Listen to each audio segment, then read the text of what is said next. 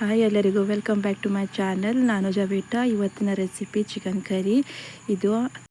ಇದು ಅನ್ನ, ಇಡ್ಲಿ, ದೋಸೆ, ಚಪಾತಿಗೆ ಸೂಪರ್ ಆಗಿರುತ್ತೆ. ಇದಕ್ಕೆ ಮಸಾಲೆಯನ್ನು ರೆಡಿ ಮಾಡಿಕೊಳ್ಳಿಕ್ಕೆ ಒಂದು ಪ್ಯಾನ್ ಇಟ್ಕೊಂಡಿದ್ದೀನಿ. ಪ್ಯಾನಿಗೆ 2 ಚಮಚದಷ್ಟು ಎಣ್ಣೆ ಹಾಕಿ 8 ರಿಂದ 10 ಒಣಮೆಣಸಿನಕಾಯಿ ಹಾಕಿ ಫ್ರೈ ಮಾಡ್ಕೊಳ್ತಾ ಇದ್ದೀನಿ.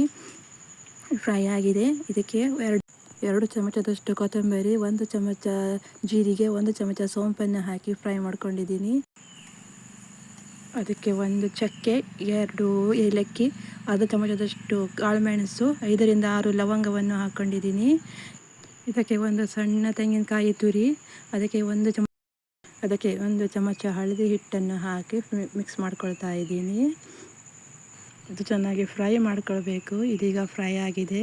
ಇದನ್ನು ಈಗ ಒಂದು ಮಿಕ್ಸಿಗೆ ಹಾಕಿ ಗ್ರೈಂಡ್ ಮಾಡ್ಕೊಳ್ತಾ ಇದ್ದೀನಿ. ಈಗ ಇದು ಮಸಾಲೆಗೆ ರೆಡಿಯಾಗಿದೆ. ಚಿಕನ್ ಕರಿ ಮಾಡಲಿಕ್ಕೆ ನಾನು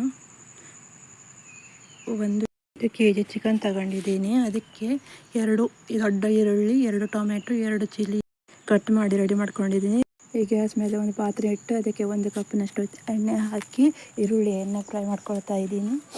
ಫ್ರೈ ಆಗಿದೆ. ಇದಕ್ಕೆ 1 ಚಮಚದಷ್ಟು ಶುಂಠಿ ಬೆಳ್ಳುಳ್ಳಿ ಪೇಸ್ಟನ್ನು ಮಿಕ್ಸ್ ಮಾಡ್ಕೊಂಡಿದ್ದೀನಿ. ಚೆನ್ನಾಗಿ ಮಿಕ್ಸ್ ಮಾಡ್ಕೊಳ್ಬೇಕು. ಇದಕ್ಕೆ ಟೊಮೆಟೊ ಈಗ ಸೇರಿಸ್ತಾ ಇದ್ದೀನಿ. ಟೊಮೆಟೊ ಸೇರಿಸಿ ಎರಡು ಹಸಿಮೆಣಸಿನಕಾಯಿಯನ್ನು ಮಿಕ್ಸ್ ಮಾಡಿಕೊಂಡು ಅದಕ್ಕೆ ಅರ್ಧ ಚಮಚದಷ್ಟು ಅರಶಿನ ಪುಡಿ ಹಾಕಿ 1 ಚಮಚದಷ್ಟು ಉಪ್ಪನ್ನು ಹಾಕಿ ಚೆನ್ನಾಗಿ ಮಿಕ್ಸ್ ಮಾಡ್ಕೊಂಡಿದ್ದೀನಿ.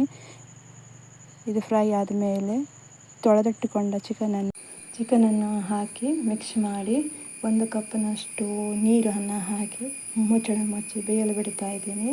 ಈಗ ಅದು ಚಿಕನ್ ಬೆಂದಿರೋ ಚಿಕನ್ನಿಗೆ ಆಗಲೇ ರೆಡಿ ಮಾಡಿಕೊಂಡಿರೋಂಥ ಮಸಾಲೆಯನ್ನು ಸೇರಿಸ್ತಾ ಇದ್ದೀನಿ. ಚೆನ್ನಾಗಿ ಮಿಕ್ಸ್ ಮಾಡಿ 1 ಕಪ್ನಷ್ಟು ನೀರನ್ನು ಸೇರಿಸ್ತಾ ಇದ್ದೀನಿ. ಅದಕ್ಕೆ 1.5 ಚಮಚದಷ್ಟು ಉಪ್ಪನ್ನು ಸೇರಿಸಿ ಮಿಕ್ಸ್ ಮಾಡ್ಕೊಳ್ತಾ ಇದ್ದೀನಿ. ಮಿಕ್ಸ್ ಮಾಡಿ ಬೇಯಲು ಬಿಡಬೇಕು. ಒಂದು ಕುದಿ ಬಂದ ಮೇಲೆ ಕೊತ್ತಂಬರಿ ಸೊಪ್ಪನ್ನು ಆ್ಯಡ್ ಮಾಡ್ಕೊಳ್ಬೇಕು. ಕೊತ್ತಂಬರಿ ಸೊಪ್ಪನ್ನು ಆ್ಯಡ್ ಮಾಡ್ಕೊಂಡಾದಮೇಲೆ ಒಂದು ದೊಡ್ಡ ಕುದಿ ಬರೋವರೆಗೂ ಬೇಯಿಸಿ ಗ್ಯಾಸ್ ಫ್ಲೇಮನ್ನು ಆಫ್ ಮಾಡಿದರೆ ಚಿಕನ್ ಕರಿ ರೆಡಿಯಾಗಿರುತ್ತೆ.